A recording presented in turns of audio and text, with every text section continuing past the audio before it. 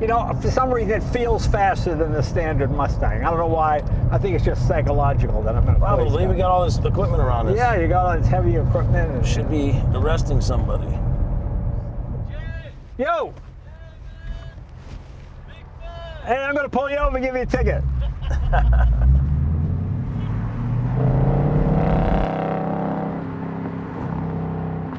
Welcome to an episode of Jay Leno's Garage, the car featuring today a vehicle you do not want to see in your rearview mirror.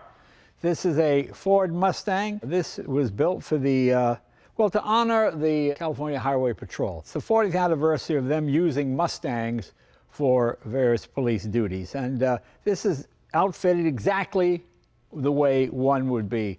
Exact radio, paint scheme, everything. This is not a police car, but it's just made up to look like it. And I suppose, worst come to worst, it could be pressed into service because it has everything the real police cars have, except we're driving it. So there you go. Let's meet the man who was chief engineer for Mustang when these were built, Dave Pericak. Dave, come on in, my friend. Hi, Jay. Yeah, nice looking car. Thanks to you, a lot more people are getting tickets. I'm sure they'll appreciate that.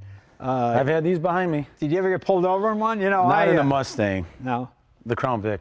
Oh, yeah. Crown Vic was a great car. Yeah. You know, most cops I spoke to liked it because you could crack it up, stick another fender on, and send it right back out again. I mean, they were just workhorses. They were. You know, most police cars got 180, 190,000. Crown Vics, 500,000. Yeah, they just go forever. Yeah, they really were pretty cool. Kind of the way the Lincoln Town Car was in the service industry for a while. That was another car you couldn't kill. How much horsepower on these? Well, the standard out of the factory is 460 horse. Okay, so that's for a police car, that's pretty good. Yeah, well, I'm sure that they would want to probably bump that up just a little bit more. Huh? Yeah. You'd think they would put something on to make it a little more fuel efficient, because these just run all day long. All day long. Non-stop. These things are workhorses. Yeah. And, you know, I know the old Crown Vic, they would run them up to 500,000 miles, some of those things. Oh my gosh, they never stop. Were you required to do a special package when these police things were ordered, or just... There was a special package, and that's the way that the CHP would order them from Ford. Okay. Yeah, it was a special edition that we provided for them. Starting around 1982 is when we started providing the Mustang. Ford's been doing, as of right now, Ford has about 50% of the police cars that are out there are Fords. Oh, is that right? Yeah. And 2025, we're actually celebrating 75 years of us supplying police vehicles. Oh, okay. Yeah, the first one was a 1950 Ford Custom. That's what started it all off. Yeah. Well, you're not going to catch anybody in that. Well, no. That was probably a six-cylinder, wasn't it? I would think it would be, yeah. Yeah. And so, you know, we've been a part of the, you know, providing vehicles for the men and women that service us, and it's been fun for us. It's important for us at Ford. And there's so much equipment. You know, we had on the show some California Highway Patrol cars from the 70s, the big Chryslers. You got shotgun, radio, handgun. That's it. No Narcan, none of this. No, you're dead, pal. No air, no nothing. And then you get a cop that's hot and angry and mad. You know, he's so Chrysler putting out heat, it's 100 degrees. At least this thing, it's air conditioning. It's going to be a little more pleasant, you know. So very funny. Were you surprised that the Highway Patrol ordered Mustangs? Because you really can't get the big criminal in that back seat. Right, but I think if you look at what's kind of started it back in the day, V8s were kind of going away. There was a lot going on back then when they were trying to look for a new police car. What were they going to do? What was going to be more, you know, appropriate? They started looking at all different cars. They looked at Camaros, they looked at Mustangs, they looked at everything. The Mustang was one that they settled in on for a couple different reasons, but they thought that this was the right vehicle. So I think it makes sense. I mean, there's not a lot of room to put back there, but definitely if you're going to chase somebody down, you want to do it in this. Are many municipalities ordering the electric? They order the electrics for certain purposes, not necessarily for, you know, high-speed highway patrol. I mean, they are quick. Yeah, I mean, nowadays the electric is the fastest version of almost every car. Yeah, I mean, if you look at even our Lightning, our F-150 Lightning, it's got 580 horsepower. Oh, right. Yeah. You're not shy of power. Right. You know, you just have to keep it charged, that's all. Now, I would have thought for police use, why would you get a manual transmission? I mean, every day, it's just constantly, you're in traffic and... I don't know why they do, but I think it's cool. You know, I think it's great, yeah. I remember when they started with the Fox-bodied Mustangs. Yes. And they had that ad campaign, use a Ford to catch a Porsche, you know. And they had the Mustang and the Porsche. I'm sure Porsche didn't like it, but I'm sure Ford thought it was great. Yeah, why not?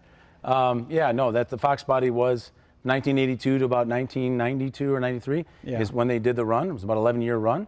It's been fun to be able to celebrate that with this remake, if you will, of a 40th anniversary, celebrating that. It is amazing the amount of equipment you have to have because, as I mentioned earlier, in the cars from the 60s, radio, shotgun, thank you, no power window, no air conditioning, no nothing. Yeah. Whereas this you've got, besides all the usual Mustang accessories. Well, they would have all the stuff that was required to put their equipment in. Right.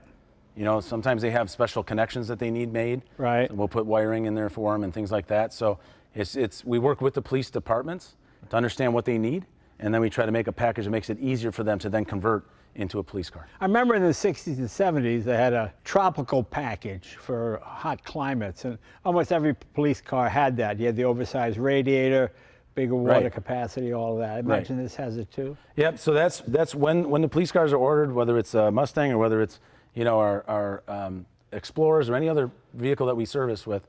We work with the municipalities. We understand what their needs are, and then we try to accommodate that, whether it be a bigger radiator or whatever they might need. We do our best to do that so that it's prepped for them really to turn into a police car. And this is for all the computer equipment you're running. Yeah, I mean they've got all their stuff. License plate readers. Radar and computers and everything, so that they can make their connections and figure out what's going on. So this thing is loaded with technology. Anything different under the hood? Let's open the hood.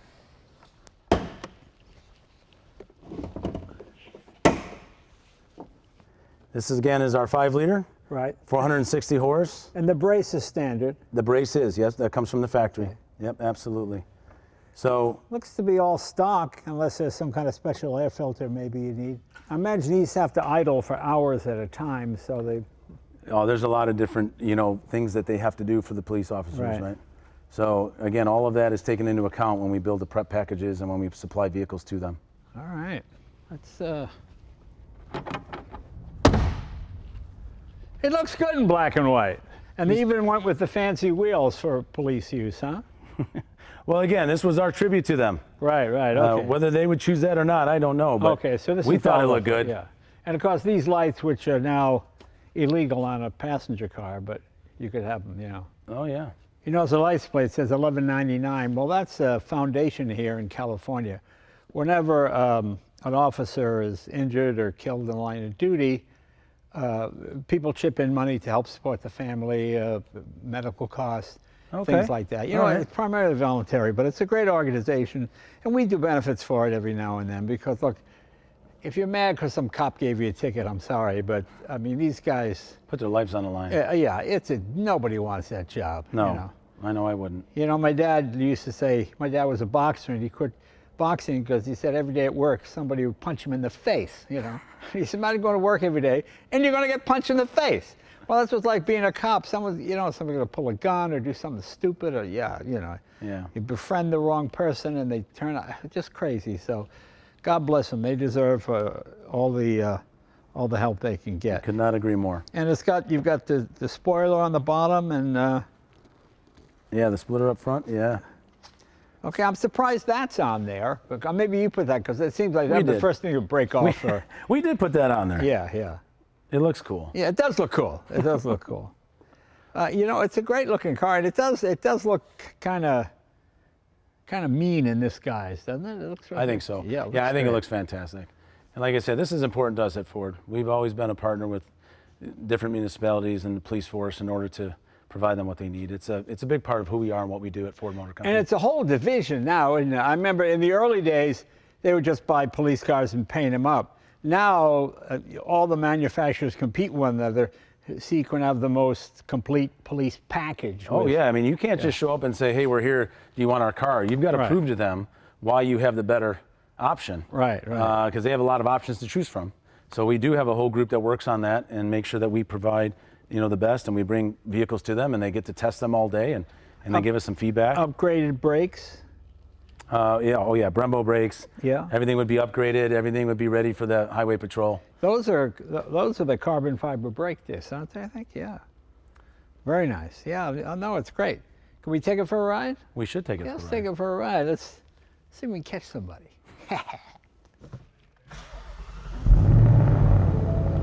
Sounds good.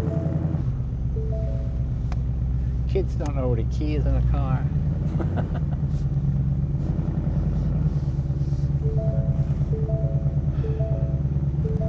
It's funny because I feel like I'm an old guy because my kids know what all that is.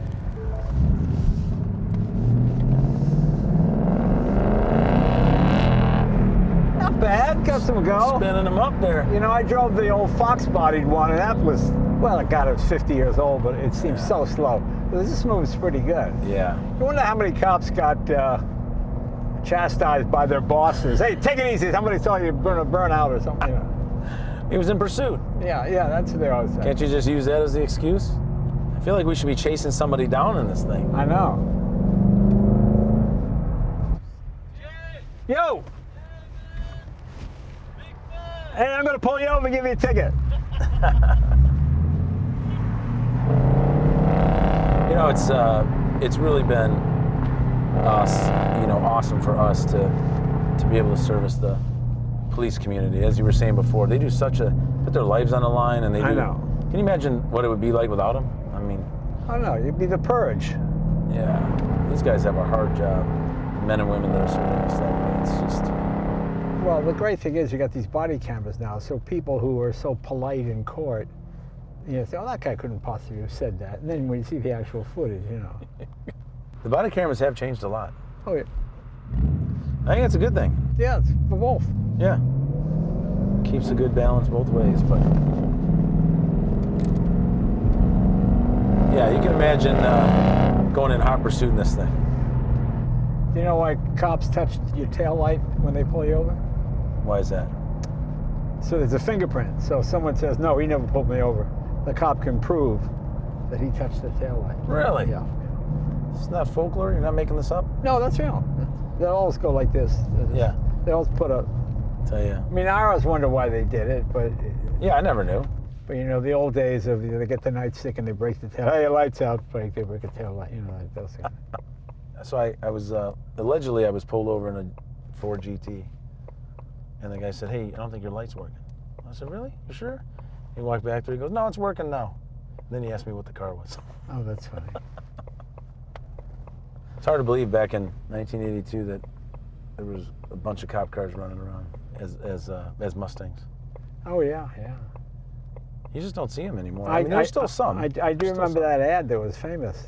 We're using the Ford to catch a Porsche. I love it. I absolutely love that. You know, the Mustang has always been such a, it doesn't matter if you're a doctor or if you're, you know, a plumber. Well, it's interesting that you say that. You know, I got in a discussion with somebody about this, about why they came up with the GTD. And a lot of people thought the Mach-E is not a Mustang. You heard that from a lot of guys. Oh, of course. Okay. And I thought, well, see, by having the GTD, you've got the classic Mustang kick-ass race car thing. Yep. You know, it's not being replaced. I remember when they came out with the Mustang 2, how horrible it was with the Pinto engine or whatever it was and that thing. It was just, you know, some kind of foreign car almost, you know. And so when the Mach-E came out, it's like Corvette guys. The taillights aren't round. It's not a Corvette. No, so shut up, please, you know. But that's what you know. Look at Porsche 911. They're stuck with that engine on the other side of the axle for the rest of their lives. I tell you, you know, when we design police cars too, we have to think about officers wearing a lot of equipment on their own body. Right, right. So whether it's how the seat fits them and their belts with all their equipment on, you know, there's a lot that goes into working with the police force to make the car so that it really works for them, you know. It's not just having a fast, capable car, it's all of the other stuff that comes along with it. And they're in that car all day long. Does this have the standard sport shock absorbers, or is it more heavy duty? Well, so this one has standard, what comes with the the GT. Right. But again, as you would, turn this over to the actual police department, they would likely be changing some of that stuff. But we try to set it up for them so that it's as convenient for them to change over as possible. It seems, I remember when I was a kid, I was going by worn out cop cars. You know, like the Blues Brothers, you get the cop motor, the cop transmission. Yeah, not anymore. Not anymore. They just run them to death, don't they? They run them literally until the wheels fall off. Yep, and then they get rid of them, and yeah, you don't see people buying the old cars. Yeah, because I used to always see a half a dozen black by white door cars with the numbers taken off. Yep, You know, all the time. Yeah. Not anymore. Yeah, you know, you were asking earlier about having a dedicated team that works on the projects with the police force, and that is absolutely true. In our company, one of our current vice presidents, Andrew Frick, his father actually led the team. Was that right? Yeah, that back in 1982 when they were doing the police cars, and he was so passionate about what he did, he actually purchased one of the original prototypes that they demonstrated to the CHP because he just wanted to own it, because he had been a part of the project. Oh, that's funny, yeah. Yeah, I mean, this thing goes pretty good. yeah, the acceleration is fantastic. The motor is super strong. I mean, it really is set up quite well to do police work. It is funny to think that when they came out with it originally, you couldn't give the independent suspension away. Nobody bought it. The independent suspension has just been phenomenal for the Mustang. Yeah, I mean, my Mustang GT, I love that thing, especially that with the flat plane crank, and boy, it's just and they discontinued that. Why? Well, it just had run, we try to do smaller runs of stuff like that. Yeah. It did run its course in production in 2015, and it ended production 2020. Now, is there another generation GT 500 coming out? Oh, I can't talk about that. Oh, you can't? Oh, you can, okay. I would love to talk about that, but I can't. Shelby GT 500, it's always been a part now of the GTD, history. they're only building, what, 7,500 of those, something like that? For which one? The GTD. Oh, yes. Yeah, very small number. Yep. And you got number 12? Yeah, yeah. Now, is that because they just don't have the capacity, or they want to limit it for some reason, or what is it? No, you want to limit it, yeah. If you want to make them so that they appreciate in value and that the people who invest in them, can really get their money out of the vehicle, yeah, you want to keep the production numbers low. It's one of the things we've always done, and our customers appreciate it. Yeah. Yeah. Saturate the market with it, then the value obviously isn't quite there. Yeah, I get it. I guess so. It just seems to me, why not build it so more and more people can enjoy it, Yeah, it's that balance. You have to balance between making sure you have enough for people to enjoy, but not oversaturating the market. So when they do limited run on that, it's based on, okay, we have to sell 6,000 to break even, and 7,500, but that rest of profit. You know what I'm saying? Is that how it works? it's taken into account for sure, depending on how small the run's going to be. Yeah. But yes, obviously, that's taken into account. But I love the boutique manufacturing, that the factory is condoning a race shop to build a race car. That's right. And I think that's great. It is. I mean, it allows us to really experiment and take the learnings from that back into the mainstream production. Yeah, and I like the fact that you go to the best manufacturer, Brembo or whoever, or Tremec or whoever, Yep. and you order from the supplier knows exactly what you need. Because in the old days, it just before it breaks.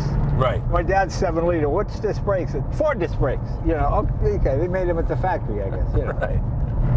No, we have great partnerships, especially with all the performance products that we do, and whether it's Fox shocks or whether it's Brembo brakes, or I could go on and on, or Recaro seats and so on and so forth. We have really good partnerships, and you put it all together and you do it in the right way, you get a pretty spectacular product. I was going to put my Recaros back in my GT350, maybe. It's like a huge deal. I don't think you're going to do that. Huh? I don't think you're going to do that. Why do you say that? I don't know. Why did you take them out? Well, because when I drove it, I was a lot heavier than I am now, and it was just such a buttock-crunching seat. Buttock-crunching seat. It was just, I couldn't fit in the thing. The Recaros are very tight. I mean, obviously designed for a purpose, but they're tight. The acceleration is amazing. Yeah, it's great. Especially for a police car. But I imagine a lot of patrolmen that just shifting all the time. When you're in a car for 16 hours a day, that shifting gets to be a bit of a chore, I would think so, but for the whole time that we were making Mustang police cars, they were all manual. I work for a car company, I won't say who, and they sold cars to Hertz. And back in the late 60s and 70s, we had to install a Hertz speedometer. which registered a sixth of a mile more for every mile, so they could rack up a few extra bucks without anybody noticing. Come on. Oh yeah, we did. Yeah.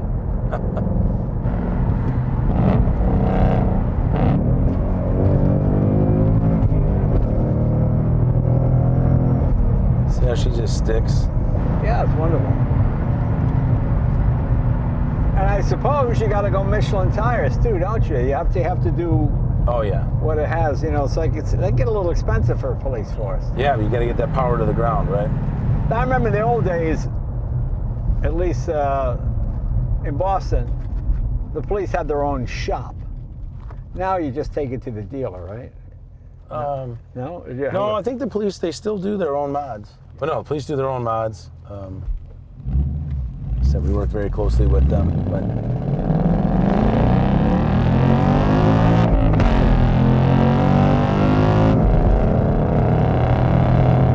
Pretty good, not bad. I'm pretty sure the officers probably have fun when they're behind the wheel. Oh, yeah, yeah. You want a cop in a good mood. I tell you, I remember driving that, like, 1971 Dodge, big, ugly, giant thing, big 440, big double gauge shotgun sitting here, and the radio with one channel. You could talk to the, you know. Just one channel. Yeah, but hot, dusty, you know. Oh, this is hilarious. They got the metallic brake lining on the brake shoes. Oh yeah. Well, it'd be cool to see the California Highway Patrol riding around in something like this, more modern I version. know, yeah. It's amazing how many people just love when you do like we did this for the, you know, SEMA, Right. as you know, and to celebrate the 40 years. Just to see the reaction on people's faces when they see a police car that's a Mustang is pretty cool.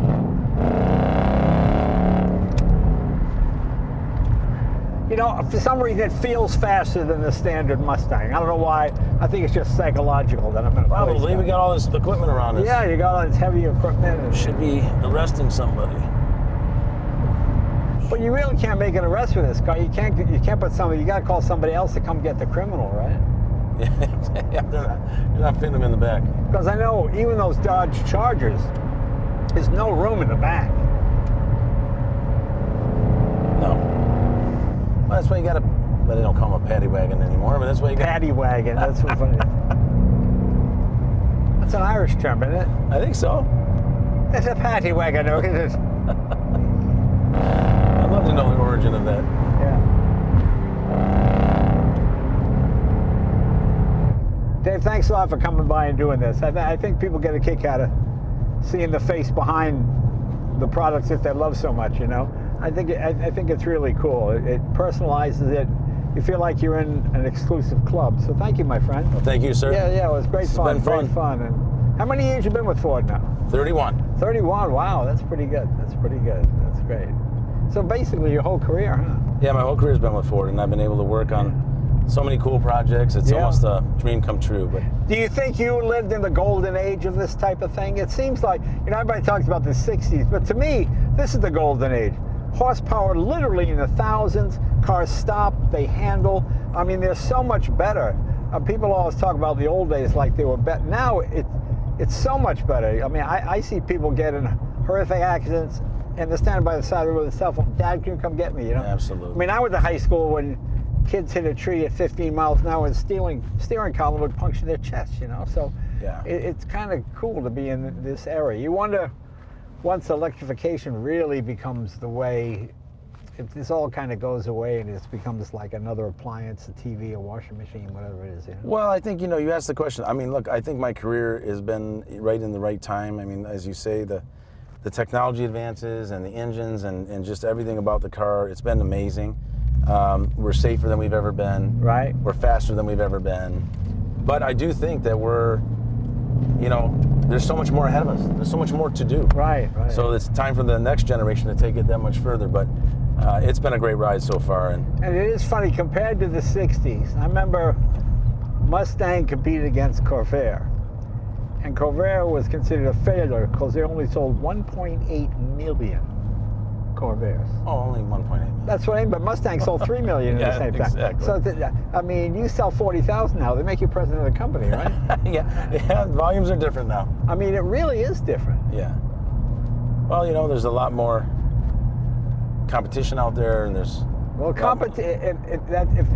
if that's not proof that competition makes everything better, I don't know what is. It absolutely does. I've always said that. Yeah. And the person that benefits is the person that's putting their hard-earned money down for the vehicle. Yeah.